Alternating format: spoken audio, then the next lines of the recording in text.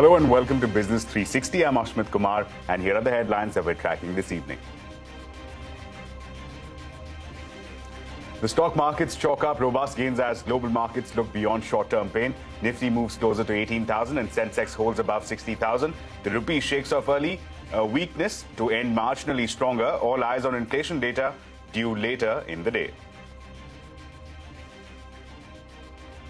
I think the good sign that we have today is that the economy has really normalized. The recovery has been robust. ITC Chairman Sanjeev Puri is upbeat on the economy and demand, even as he says inflation remains a key risk going forward. Puri sees green shoots in rural demand, says hotel industry is seeing demand like never before. Also adds budget tightening help protect margins and promises more steps to keep cost in check. That's an exclusive. Ukraine reclaims key cities in the northeast from Russia after a dramatic counter-offensive. Do you still think you can scare us, asks Ukraine's President Zelensky. Russia targets power plants and infrastructure facilities in retaliation. Inflation could accelerate in August after slowing down for 4 straight months. A CNBC-TV18 poll expects the consumer price index to remain closer to 7% as food prices remain sticky. The government's LPG subsidy bill could rise. Sources say government may shell out an additional 25,000 crore rupees or more to help cushion the impact of higher international crude prices on oil marketing companies. More than 1 million ton of rice export shipments are stuck at various ports across India after government-imposed restrictions. Exporters ask authorities for a carve-out for shipments that were already in transit at the time of ban. Government could invite expressions of interest for strategic sale of Container Corporation in the third quarter of the financial year. Sources say government could retain some residual stake in IDBI Bank after stake sale.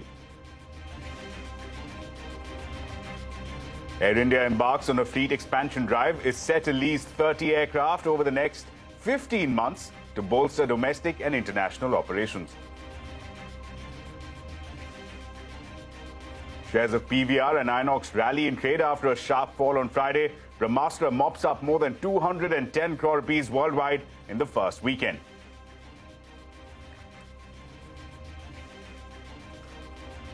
Well, let's begin with the day's trading action today. In the stock markets, gained for the third straight session, with major indices ending at their highest level in almost a month. Sensex gained over 300 points to reclaim the 60,000 mark. Nifty, meanwhile, gained over 100 points, with banks and mid-caps also perking up. Prashant Nair is here joining us with a quick wrap of the day's market action. Almost at 18,000 on the Nifty today with the rally that we saw. And what can one say? The move has been relentless for the last many weeks, and it just continued as we kicked off another week once again. Towards the end, there was a little bit of come-off, which we saw, but, that's par for the course given the strong gains that we've seen. What did well? Real estate as an index was the top gainer. Media stocks did well. The entire small cap and mid cap part of the market, small caps especially, and of course IT services, which have lagged quite a bit, still quite a bit off from their highs, came up a little bit. In terms of specific names there, Tech Mahindra and Infosys stood out as far as large cap IT is concerned. There were names like Adani Ports, Titan, Axis Bank from the financials did well, Divi's Laboratories, Aisha, UPL, Tata Steel and Coal India. Actually, a bunch of these old economy names did quite well as well. The point is, the market's been doing well in India, irrespective of what the global market scene has looked like. And what is interesting is that last week, the US is starting to fire as well. It's starting to see a bounce. It was down for 3 prior weeks, and last week it ended up about 4% or so. What could be the situation if global markets also see a bit of a bounce, and what could that lead to here in India? Those are questions. In the very near term, of course, 18,000 is something which we will watch. And of course, tomorrow, out of the US on Tuesday, that is, we'll get the consumer price inflation numbers, which for the very near term will set the course.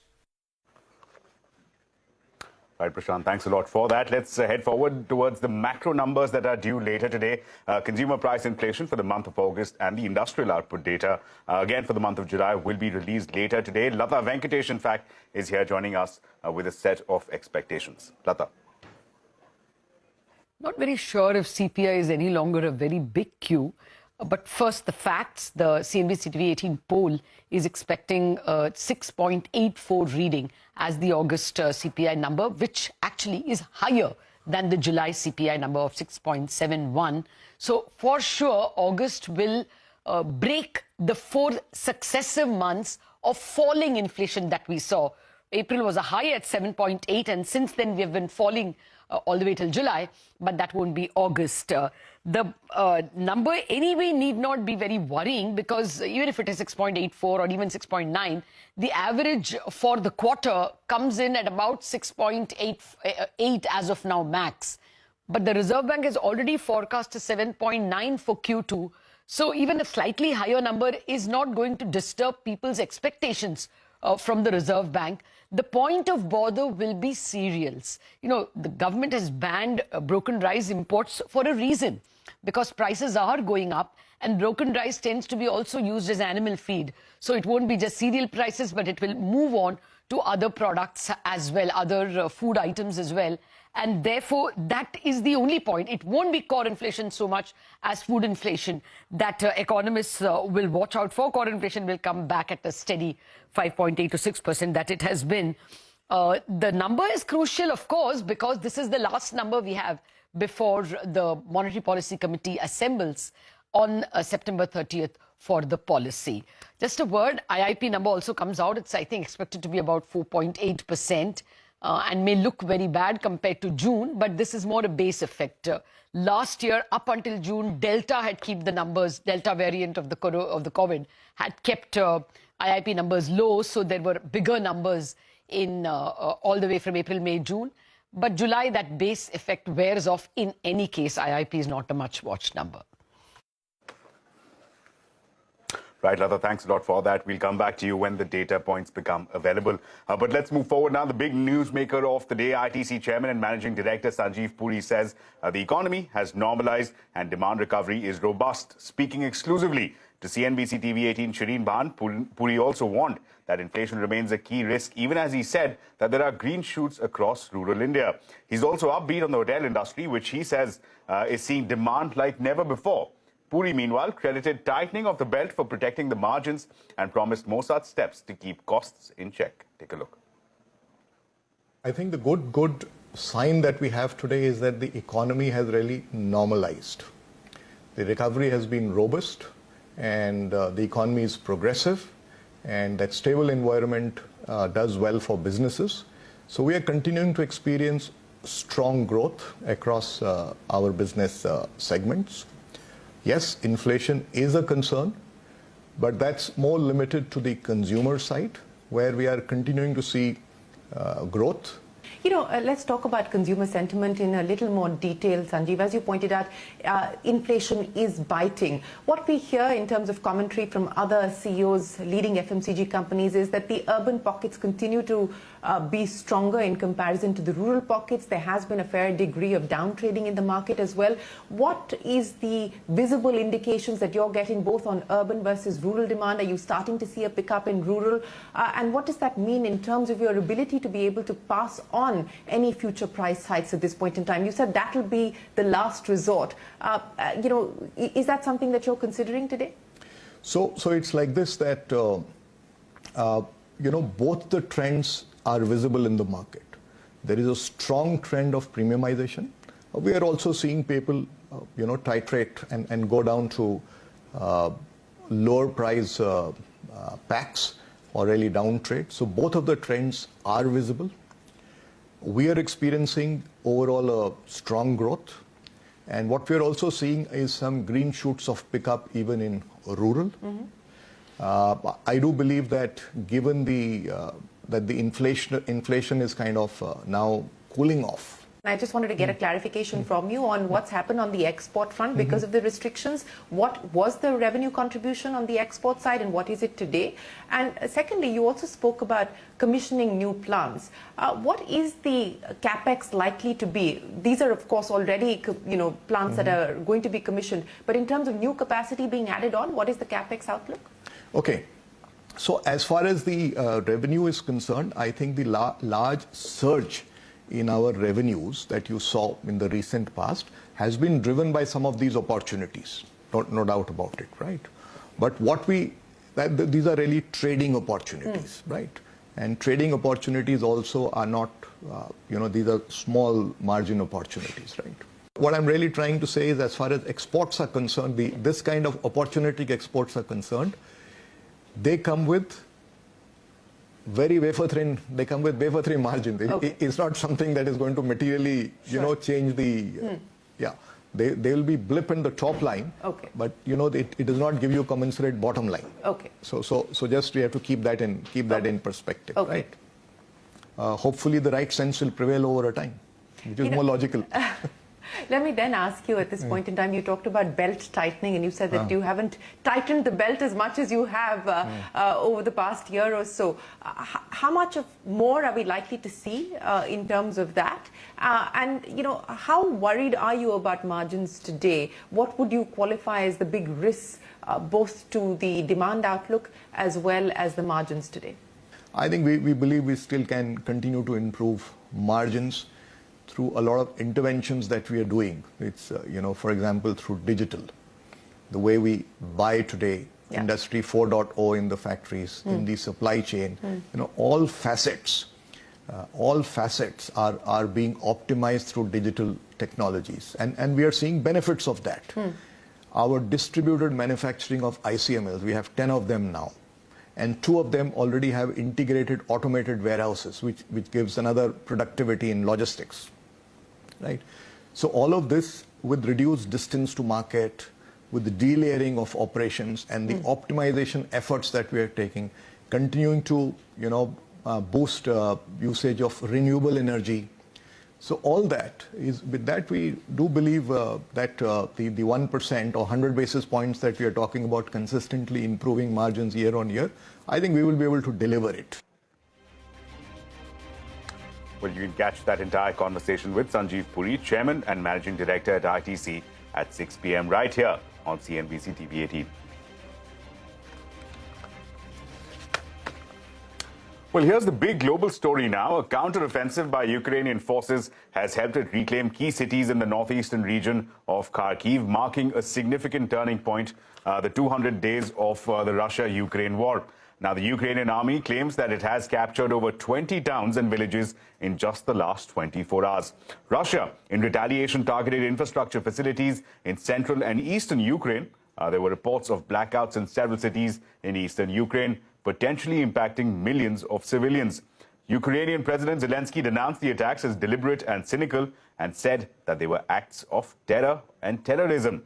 The Russian top leadership has so far remained silent on defeats attacks. However, Chechen leader Ramzan Kadyrov said that a key ally of Putin has criticized the Russian army's leadership after it was reportedly caught off guard in Kharkiv. The Ukrainian Defense Ministry said that Russia has ordered the withdrawal of its troops from all parts of Kharkiv, which lie to the west of Oskil. Here's that story. In a lightning-fast advancement, Ukraine is quickly seizing ground. Слава Україні! Героям слава! The counteroffensive gaining momentum and showing no signs of slowing. So we have to win, and this counteroffensive shows that we can win. Слава Україні! Героям слава! On the 200th day of war, Ukraine announced its troops reclaimed more than 1,100 square miles from the Russians, liberating more settlements in the east, crippling Russia's grip in the Kharkiv region, and forcing the Russians to retreat. Burned out tanks and fresh artillery left behind. Would you describe what we're seeing with Ukraine as a turning point in this war? Absolutely a turning point and the sign of the demise of Russia in Ukraine. And there's a deepening crisis at Europe's largest nuclear plant.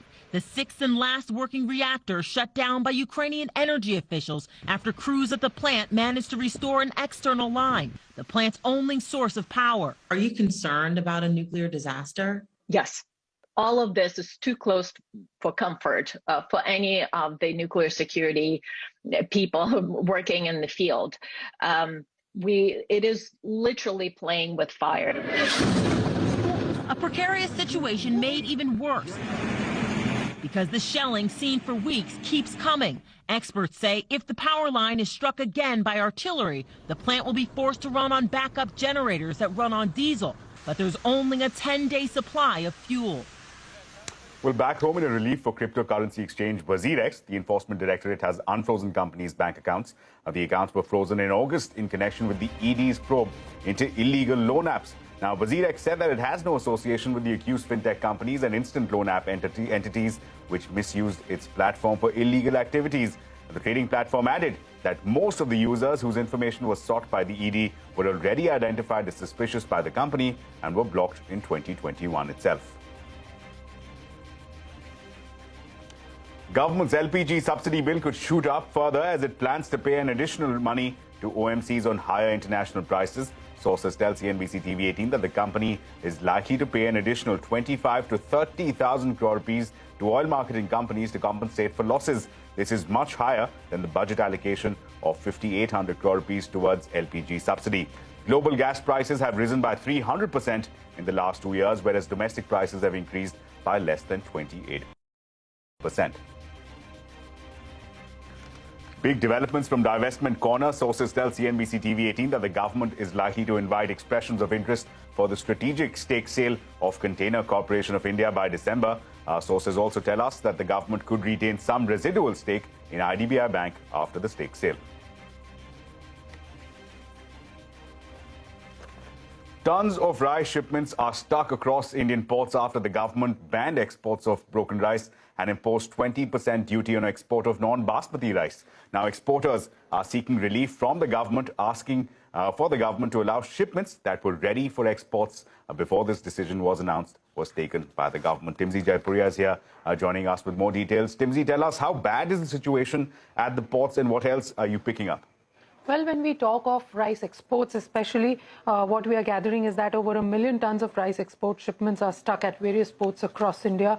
And the bigger problem is with the broken rice, where the export shipments were already there in transit and where government has put a complete ban. Now, that's what exporters say, that pre-ban commitments won't be honored, and that's what is troubling them because they've already received certain amount of payments as well. Apart from that, when it comes to what is the approach that these exporters are taking? Well, exporters have approached DGFT, Customs Department and Department of Food and Public Distribution to make a carve-out for in-transit shipments where orders were received at least for prior to the 20% export duty notification, that is for the non-basmati and not for the broken rice, because a ban imposed on broken rice is something that there cannot be a carve-out, is what government has told exporters. But yes, they are looking for some sort of a relief, at least on the 20% duty that they have to now additionally pay if they try and conclude their export shipments for the non-basmati rice. Also, exporters feel that the sudden and overnight changes impact business contracts signed in advance based on discounts as per duties prior to the new notification, because they've already faced something similar when it comes to the wheat export ban that was imposed by the government. So they feel that if there is something like this coming in offing, then the DGFT should clearly tell what should be the parameters or to whom these duties and these export bans will be applicable, where at least leaving aside where the contracts are pre-signed and they are already in transit, where they are already in the logistics pipeline and they don't want their already signed contracts to get hampered. Let's see what happens finally, whether the discussions between exporters and the government could actually yield some sort of relief for rice exporters or not. Indeed, Timsy, and we'll get back to you when you get us more clarity on what the government's response is to this fervent appeal being made by exporters. But let's move forward now. A quick look at some of the other headlines. More than 600 applicants for production-linked incentive schemes have been finalized across 14 sectors. That's what Anurag Jain told my colleague Abhimanyu. The secretary at the department also told Abhimanyu that this is a key area, a thrust area for the government. That's an exclusive to CNBC-TV18. These 14 schemes are doing very well, and if I recall correctly, in these across 14 schemes, more than 600 applicants have been finalized and they have started investing on the ground. against an estimated investment of more than 2.5 lakh crore. About 30,000 crore plus investment has actually been grounded. The production, the added turnover which has happened, the production of almost about 2.67 lakh crore has already been reported across the investment which has already happened. And we had a very good news today. There's a committee of experts where I am also a member. So the first disbursement also has been approved. Also, sir, what is the government planning to ensure compliance with domestic value addition norms or localization for PLI schemes? We have Make in India Purchase Preference Order, which is a huge boost to Make in India. We have two levels defined. One is a class 1 supplier with plus value addition in the country. And we have a class which is a 20% plus value addition in the country. And the way it goes, if there is a requirement, if a tender is less than rupees 200 crore, then it has to be for domestic suppliers. Meanwhile, the government has appointed ICICI Securities, Axis Capital, HDFC Bank, Citigroup and IIFL Securities as merchant bankers to work on its stake sale in Hindustan Zinc. Government is looking to divest some stake in this fiscal from 29.5% it holds in the company. The Indian Railways has registered a sharp rise in revenue, jumping 38% in January to August this year as compared to the same period last year. Passenger revenue is up by a whopping 116%, while revenue from goods rose by over 20%. Long-distance Reserve Mail Express trains contributed more in revenue than passenger and suburban trains. In the startup space, electric bike startup Yulu raised over $80 million in Series B funding round led by US-based Magna International. Existing investor Bajaj Auto also participated in this funding round. The company plans to deploy these funds in scaling up its fleet and battery swapping business.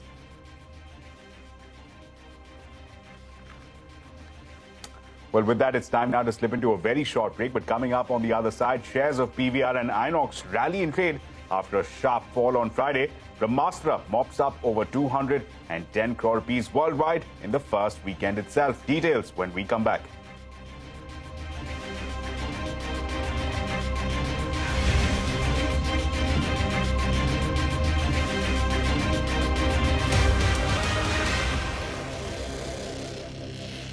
Welcome back. Now, Air India is preparing to spread its wings even further. The airline has signed leases and letters of intent for 25 Airbus narrow-body and 5 Boeing wide-body aircraft.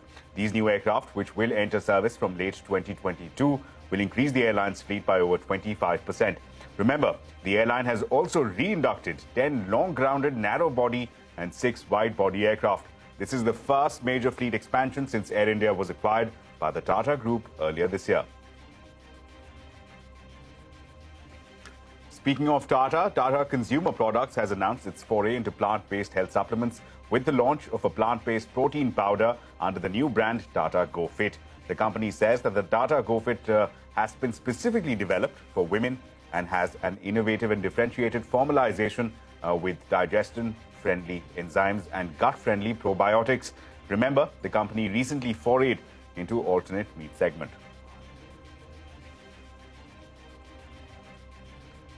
Meanwhile, shares of PVR and Inox rallied in trade after suffering sharp falls on Friday on the back of tepid reviews for Ranbir Kapoor, Alia Bhatt starrer Brahmastra. However, the movie has so far had a stupendous run at the box office, raking in over 210 crore rupees worldwide.